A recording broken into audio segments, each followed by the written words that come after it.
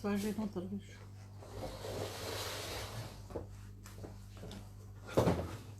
Kar sem prškala.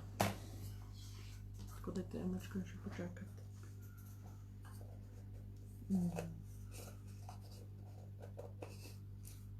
Ne mi za omeklicu pa.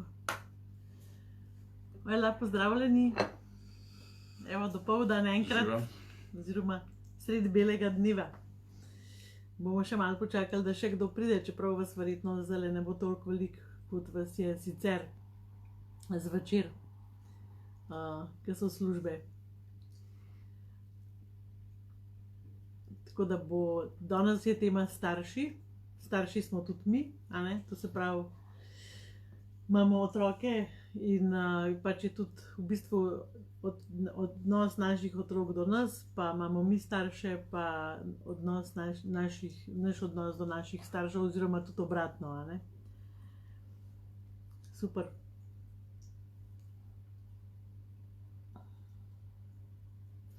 Zadnje čase se je kar pojavilo pri nama zelo veliko povpraševanja po tem, kako pomagati v bistvu odraslim otrokom pa staršem.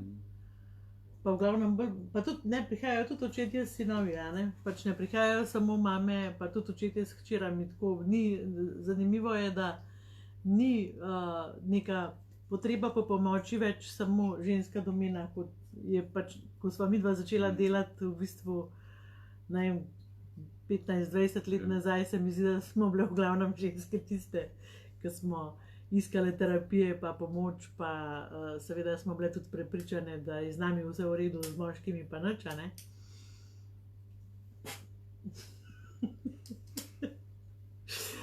No, ampak ni tako. Tako da, evo, se vas je kar nekaj nabralo. Ti si rekel, da bi delil dve zgodbi danes tukaj. Ja, pa bi mogoče naredil vse malo uvoda, ne? A ne ta, bom rekel, zdaj, če sledimo naslovu prijaznosti do staršev ali pa prijaznosti skupaj s starši, to so zgodbe, ki imajo tudi neko svojo razvojno dinamiko, a ne? Tako bom rekel, od tiste otroške navezanosti, a ne, ko je v vrtcu moja mami je najbolj prijazna mami, moja mami je najboljša mami, sledi obdobje, ko skozi puberteto starši to podobo nekako zgubijo, a ne, ko tudi lahko v otrokovih očeh postanejo nekdo, ki teži, zatira, ne razume in pol pride do tega začetka zavedanja osebnosti in polno teh vprašanj, kaj mi starši niso, polno nekih zamer, polno mogoče tudi poskusov, da bi obračunavali s starši ali pa da bi jih na odgovornost sklicali ali pa da bi jim krivdo naprtali. Zdaj, lahko se tudi zataknemo v tem procesu na neki točki in ostanemo tam, ampak navadno gre naprej do nekega razumevanja staršev in do neke pomiritve in do, ja, nekega prijaznega odnosa, da bom rekel, na starost zmoremo poskrbeti za njih, da rečem, da na nek dostojen način pač jih pospremimo do konca. Ampak tukaj bi jaz eno stvar rekla, ker se mi zdi tako za vse nas zelo pomembna, ne? Puberteta, ki si jo omenil, pa ta v času pubertete se v bistvu začne dogajati neka separacija od staršev, ne? Gremo v neko samostojnost, hočemo pridobivati svoje izkušnje in tle imamo tudi različen odziv staršev. Starši, recimo jaz se spomnim, ko sem imela fanta iz Sežane v srednji šoli in mi je mami rekla, a nas boš zapustila. In meni je to, takrat me je ful zaznamovalo, tako prav težko mi je padalo tisti občutek, da bo nekdo umrl, da bom nekaj izgubila, In skozi sem bila razdvojena med tem, med to potrebo, da odidem, pa med tem strahom, kaj bo, če bom odšla. V bistvu nisem znala na lep način narediti te separacije. In je bilo pač mi ful težko takrat. In recimo tudi mogoče odziv, ko smo mi staršev, to, da mi otroku sporočamo, da je ok, da odrašča, da bo šel, da bo, koliko bomo pač ga z veseljem prišli obiskat, koliko bomo veseli, ko bo on prišel domov. Je to je tisto odziv, ki ga v bistvu najstnik potrebuje. No, mogoče jaz zdaj, dve zgodbi, ki sem jih doživel v zadnjem času, sta povezane s tem, na nek način z ločevanjem, z izgubo stika prav v tem najbolj, mislim, da občutljivem obdobju najstništva. Ena zgodba je recimo, prišel je fant blizu 30-ih, tako brez nekega smisla, brez tega, kaj bi sploh počel v življenju, ni dokončal stvari, ni dokončal šole, nima vizije, nima želja, nima neke strasti, ne ve, kaj sploh bi počel v življenju. In tako, neki, jaz zmeri pri fantih, kadar izgubljajo smisel, pomislim na to, kaj je njihov lik identifikacije, se pravi oče pri fantih, kako je z njim. In tukaj je bila zgodba, da je bila ena taka težka ločitev v njegovem zgodnjem najstništvu in nekako tako po ločitvi starša nista zmogla, bom rekel, ne govoriti slabo drug o drugem. In ta fant je ostal nekako po nekem občutku, da je mama šibkejša, pa da mama ne bo zmogla, kakor da bo zaščitil njo, je z njo ostal in je pač poslušal ne ravno lepe misli o svojem očetu. Ta oče je pa pač se umaknil. No in ko sva nekako do tega prišla, da pravzaprav pogreša stik z očetom, ta fant je izjemno hitro, skratka je zelo intenzivna čustva tega, kako ga dejansko pogreša, kako si to nikoli ni upal priznati. In takoj je v bistvu navezal stik in na naslednje srečanje sta prišla že skupaj z očetom. In tako moram reči, da mene je tako zelo ganilo, ko sta bila v bistvu sposobna si povedati vsak svojo zgodbo. Tako bom rekel, ganilo me je, kaj je oče, ne vem, rekel, jaz sem vedel, da se bova enkrat srečala in jaz sem se umaknil zato, da ne bi bilo še slabše, da ne bi še bolj v bistvu preko tebe midva obračunavala svojih nerešenih zgodb. In pač tudi to, ko je sin očetu povedal, kako ga je pogrešal.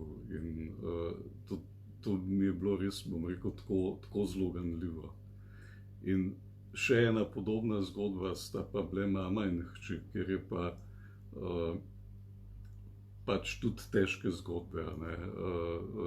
Mama je izgubila enega otroka, ločitev je bila in pač ta hči na začetku najstništva je tudi se preselila stran od mame in nekako 4 leta nista imeli stika in ta hči je tudi težke zgodbe preživljala, zelo velike imela, bom rekel, čez mamo zapovedati, oziroma eno to, bom rekel, odsotnost preko velik jeze, velik zelo intenzivnih čustev.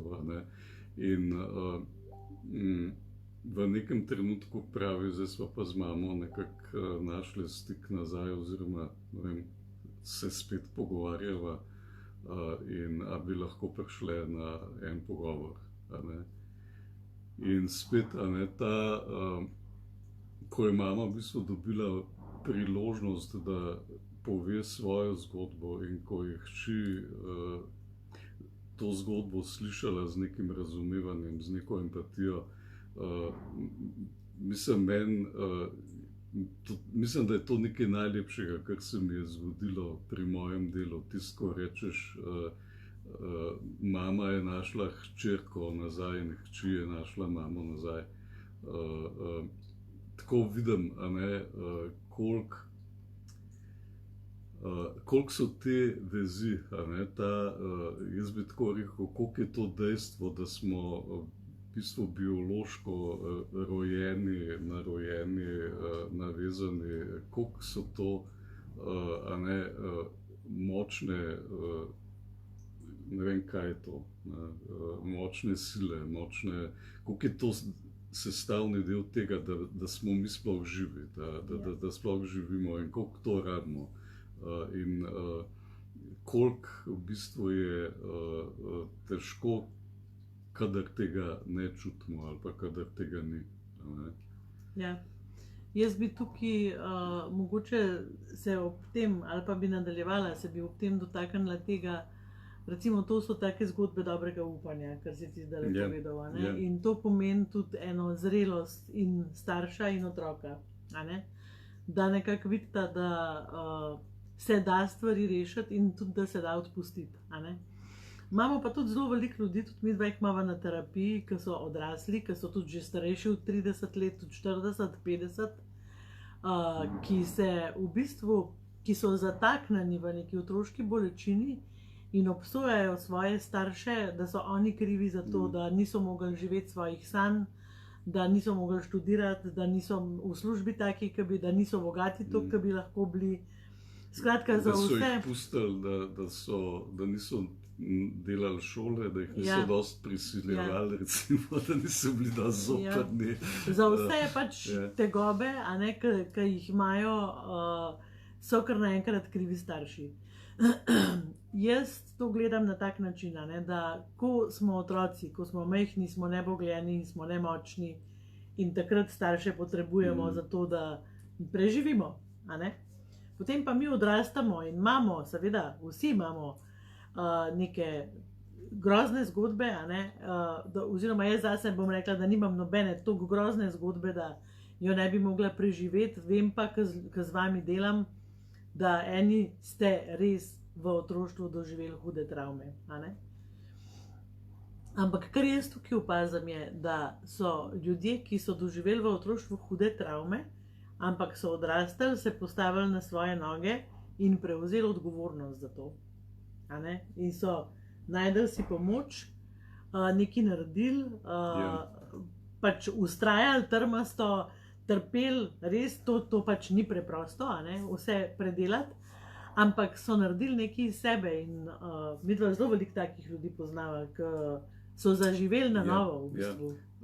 Kar v bistvu poznamo, kar vemo, in kar dejansko deluje, je to, da ko smo mi odrasli, mi lahko tisto, česar nismo dobili kot otroci, kar smo rabili, pa nismo dobili kot otroci, dobimo, bom rekel, tako, da damo sami sebi. Tako da mi iz odrasle perspektive z neko empatično naravnanostjo damo sebi tiste občutke, najdemo kot odrasli tiste občutke, ki jih takrat nismo dobili. In to je ena perspektiva. Druga perspektiva je ta, da mi to, česar mi nismo dobili, lahko damo našim otrokom.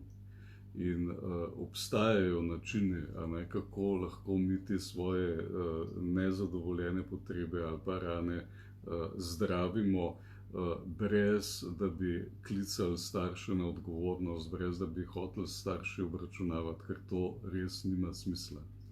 V bistvu najna izkušnja je, da mogoče res nekaj najbolj neprijaznega do staršev je, da jim skušamo očitati napake, da jim skušamo očitati, kaj niso naredili, da imamo te zamere, in jim ne odpustimo, ne zmoremo odpustiti, ker jaz tukaj pač gledam na to, da mi nimamo dostopa do tega, kaj se je dogajalo staršem, ko pač nismo mi dobili tistega, kar bi rabili. Zato, ker po eni plati so njihove zgodbe, v bistvu ne vem, če lahko razvijemo empatijo z njihovimi zgodbami,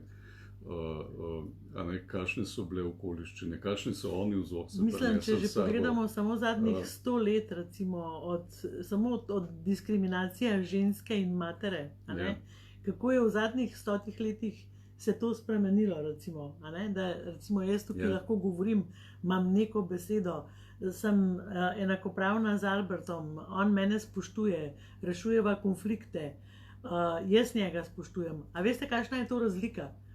Če pogledate samo naše, ne mame, babice, recimo, v kakšnem svetu so še odraščale in vmes vojna, tako.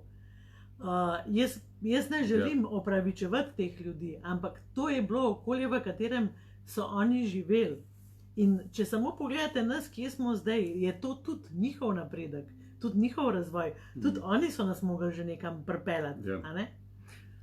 Ampak v bistvu, hočem reči to, da en del je ta, da mi težko pridemo sploh do možnosti, da bi razvili neko empatijo in ne razumemo tega dela.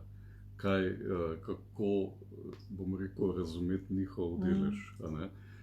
Drugo je pa, da smo si mi kot otroci po svoje razlagali stvari, po svoje smo doživljali. Tisti, ki imate sorojence, recimo, verjetno se lahko pogovarjate o tem, kako ste iste starše, iste momente, iste izkušnje doživljali na čist drugačne načine. In zdaj, če bi rekel, nek del prijaznosti, da vzamemo sam to v zakup, da bom rekel, ne sklepamo, ne zabetoniramo nekih svojih pogledov kot dokončnih in tako je in nič drugače. Tako da tukaj je res mogoče ta, ne vem, midva sva recimo najvodila ravno zato napisala, da bi lahko raziskovali te svoje zgodbe, da bi lahko v bistvu delali na teh svojih vzorcih, skozi z vprašanjem na vseh možnih področjih, česa jaz nisem dobil in kaj jaz lahko zdaj kot odrasel spremenim in drugače to posredujem svojim otrokom. Tukaj pač midva vidva, bom rekel, pot dobrega upanja. Zdaj bi pa jaz še o tem, zdaj smo govorili starši do nas, zdaj pa mogoče eno tako vprašanje vsem nam, kako vidite vi vaš odnos do staršev? A ste do staršev prijazni? A ste grobi? A vam grejo na živce? A hodite k njim, ker morate, ker se to spodob? A greste k njim zato, ker jih imate radi in ker ste jih veseli? A znate, pač tudi vemo, moja mami bo stara v nedeljo 81 let, tvoja je že 85, to so stari ljudje, ki imajo pač tudi svoje finte in svoje fore in malo manipulirajo in pač vse sorte se dogaja, tudi kakšne komične stvari seveda. Tako dejansko, gremo, ko bi šli nazaj v neko otroštvo. In me zanima, kako vi v bistvu, kako s tem shajate, kakšna je vaša notranja energija, ker recimo vam zazvoni telefon, pa vidite gor mami, ali pa jaz imam napisano babi, to se mi zdi pomembno zaradi tega, ker če mi želimo biti do naših staršev prijazni in če smo kar naprej v stiku z nekimi svojimi bolečinami iz otroštva in s tem, kako se nič ne da in kako nas nekaj bremza, nismo prav veseli tega telefonskega klica ali pa obiska ali pa česarkoli, In sam to sem hotela reči, da bi vam dala rada za domačo nalogo to, da najdete, kaj je tisto dobro, kar ste dobili od staršev. Karkoli, a ne? To se pravi navade, vzorci, prepričanja. Jaz vam bom danes zaupala eno veliko stvar, ki smo jo dobili od staršev vsi. Hotel si nekaj reči? Jaz hotel sem reči, da verjetno imamo vsi vsaj en lep trenutek v življenju, vsaj eno hvaležnost, da živimo. In če nič drugega ne najdemo, smo lahko hvaležni za to, da živimo. Lej, ukradel mi je. Sem hotela reči, življenje so nam dali, a ne? In to, da smo preživeli in da smo postali, kar smo, pač so skrbeli oni za to v glavnem. Zdaj tukaj verjetno se gre za tisto, kar pojmujemo kot starše, tudi če niso biološki starši, so to ljudje, ki so poskrbeli za to, da smo mi preživeli in da smo odraščali. Tako da, ja, tukaj jaz sem mogoče hotel še en drug vidik reči, to so odnosi, ki imajo zelo dolgo zgodovino. In zdaj, v teh odnosih z odraščanjem, z osamosvajanjem, ti odnosi rabijo tudi v bistvu neko mejo. Ena slovenska značilnost je ta, bom rekel, sožitje v eni hiši, starši in otroci in potem vnuki, vsi v eni hiši. Je vse odprto, vse dovoljeno. Pač nekdo se priženi, tisti, ki je domač, bom rekel, pozna vse interne štose in vsa interna pravila, ta drugi se mora prilagoditi in tle se začenja zelo burna zgodba o tem, ki je zelo veliko povezana tudi, dokot je še prijazno, od kje ni več prijazno, kaj je prijazno in koliko enih težkih v bistvu občutkov. In tudi konfliktov, prizadetosti. Razcepljenosti. Recimo, tisti, ki je doma je skozi razcepljen med partnerja in med starše, grozno. In zdaj tukaj jaz vem, da recimo meni se zdi zelo prijazno, če so stari starši, bom rekel, toliko zreli, da vejo, kaj so to meje. Da je meja med, se pravi, če se otrok poroči in ima družino, da je to nek nov sistem, ki pač rabi meje okoli in da starši ne morejo več imeti vpliva na svojega otroka, tako kot so ga imeli, ko pač še ni se osamosvojil. In to je težko. In zdaj z druge strani... To pomeni, da vaša dobrosrčnost, če vi greste vaši hčeri zlikati cunje med tem, kaj je ona v službi, ni več dobrosrčnost, ampak je prestopanje meja. To se pravi, to naredite samo, če ona reče, mami prosim, a zlikaš, mami prosim, a mi skuhaš. Samo na tak način gre. Skratka, če smo mi na ta način prijazni, da to je vtikanje, to je jemanje v bistvu neke intimnosti. A je, bom rekel, ta mladim res prav, da jim greste v stanovanje v njihovo intimnost in tam nekaj naredite, sicer njim v dobro, ampak nikoli ne vemo, a so recimo tiho zato, ker pač so hvaležni, da imajo sploh prostor, kjer lahko živijo in tako naprej. Tako da tle je veliko vidikov prijaznosti, ki lahko ni prijaznost, ki nima prijaznih učinkov. Zdaj mogoče pa drug vidik, pač zelo klasična zgodba je tudi to, da priženjeni ali pa tašče, pa snahe, pa tasti, pa skratka, ti odnosi, ki so lahko tudi zelo neprijazni, Tukaj mogoče en vidik, da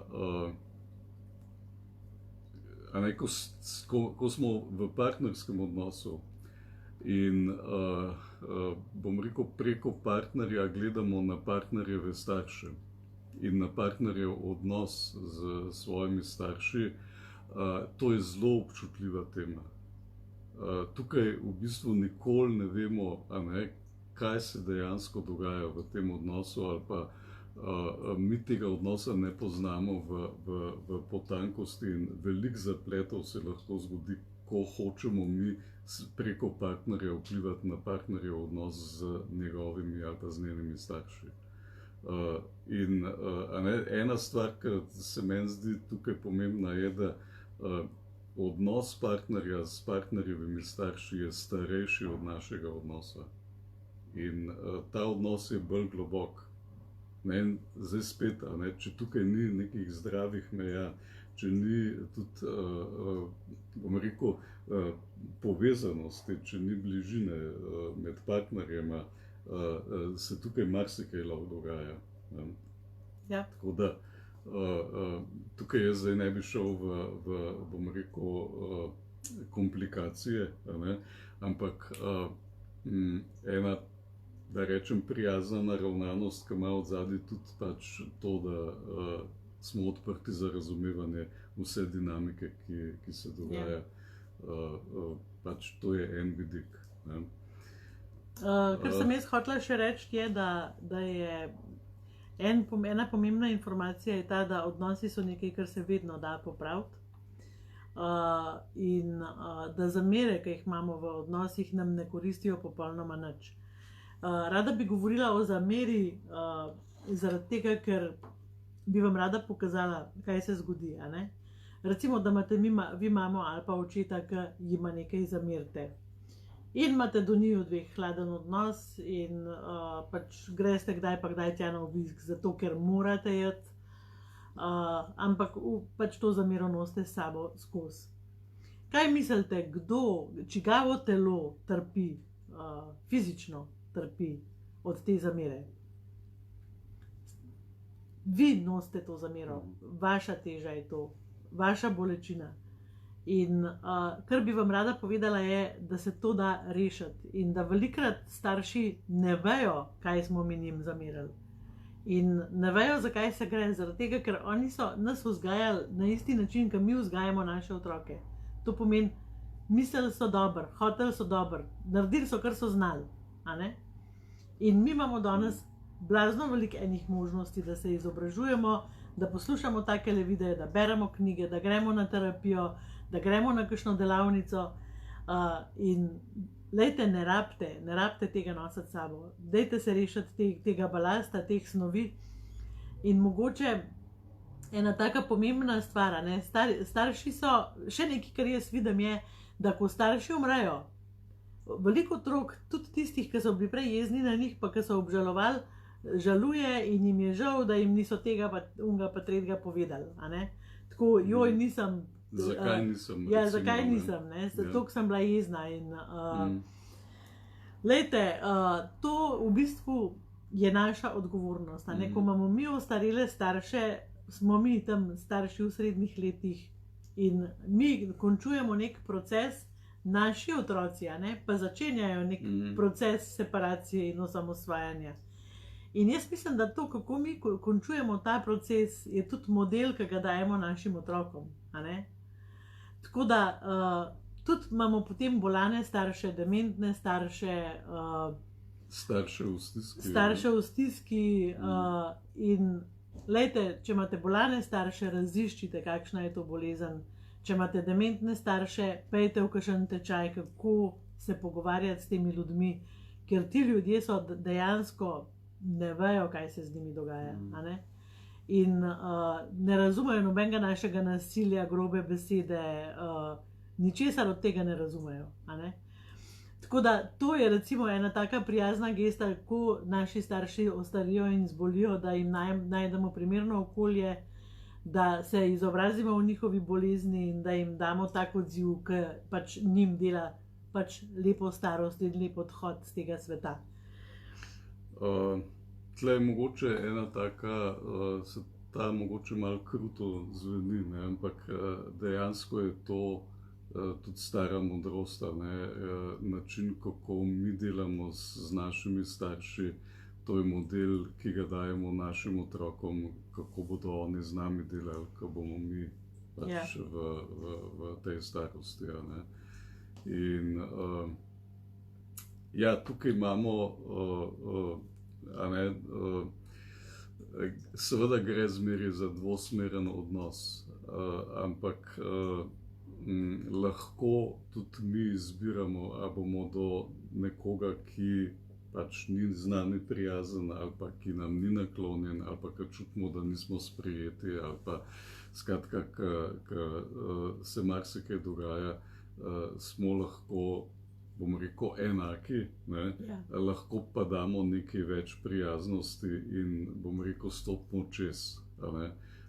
Zdaj, to je res, da zato rabimo pač imeti oporo neke varnosti in pripadnosti nekje drugje. Ja, ampak vedno je eden tisti, ki se odloči, da bo nekaj spremenil, da bo nekaj, ne vem, šel v terapijo ali pa karkoli, ne vem, sej k tebi ali pa k nama, ki pridejo, vse ne pridejo povezani pa prijatelji. Ponavadi pridejo skregani, eden je pobudnik, je pa pomembno to, ta zaletavaš se v zid komentar od Ines. Zelo hvaležna sem za njega.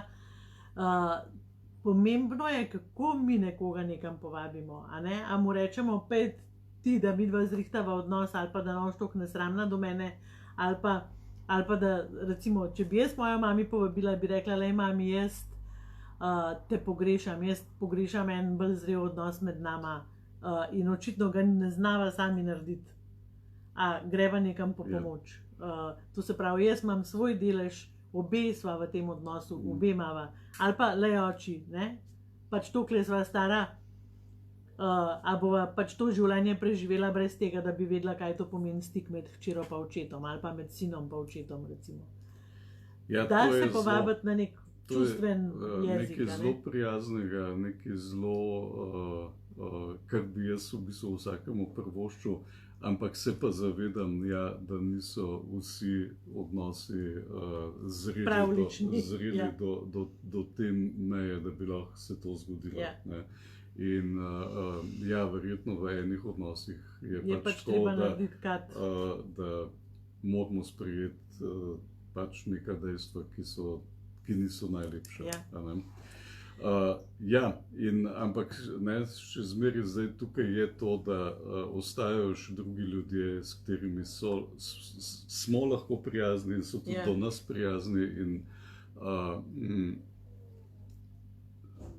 nekako zmoremo živeti naprej. Lejte, jaz bi se poslovila danes, če ti je okej, a to še kaj reči. Ampak imamo nalogo. Zdajle vsi tisti, ki zmorete, vzemite telefon, pokličite svoje starše, če imate oba dva, pokličite oba. Lahko jim kdaj pošljete kakšno razglednico, zato ker to so še generacija, ki so dobivali razglednice in njim to toliko veliko pomeni. Mi si zdaj pišemo SMS-e, ampak to ni isto. Jaz vem, ko moja mami dobi razglednico, to je nalimana na steno. To je nalimana na steno in res, Če rabite razglednice, midva mava kakšne take, lahko pokažem. Skratka, mava kar nekaj teh tematskih razglednic. O odnosih. Jih lahko pridete iskat. Skratka, spomnite se nekaj finga za vaše starše in delajte to enkrat na teden vsaj. Boste videli, tudi tisti, ki nagovorite, napišite jim razglednico, prej mi lepe pozdrave in boste videli, kakšne spremembe se bodo zgodile. Tako da, jutri bova spet dopoldan, se bova javila kdaj, malo pozneje mislim, kot danes. In jutri je zadnji dan maratona, potem so pa v petek vprašanja in odgovori. Se pravi, jutri je sedmi dan tega tedna, ki ima 8 dni. No, in potem v petek zvečer, v petek se bo pa spet javila zvečer, proti večeru, bodo pa vprašanja in odgovori. In pazite, še vedno velja do ponedeljka, tisti, ki napišete komentar, greste na spletno stran vezal.si. Najdete v trgovini knjigo Izštekani najstniki in napišete vaše mnenje o tej knjigi. V torek bomo nekoga izžrebali, ki bo prejel navodila za darilo, ker ima vezal 7. Izštekani najstniki imajo 7. rojstni dan. Tako da to bom danes tudi objavila, bom naredila objavo in se slišimo in vidimo jutri. Bodite prijazni do vaših staršev. Čau, čau. Čau.